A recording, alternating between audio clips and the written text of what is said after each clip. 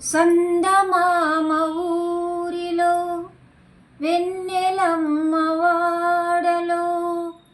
అచ్చ తెలుగు పుచ్చపూల పున్నమేనులే ఓ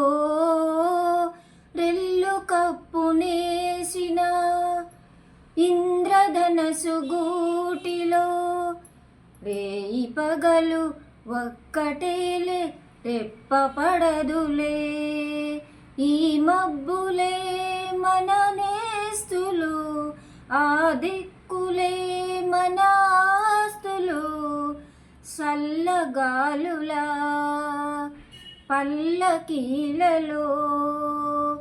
సుక్క సుక్కని సుట్టి వద్దమా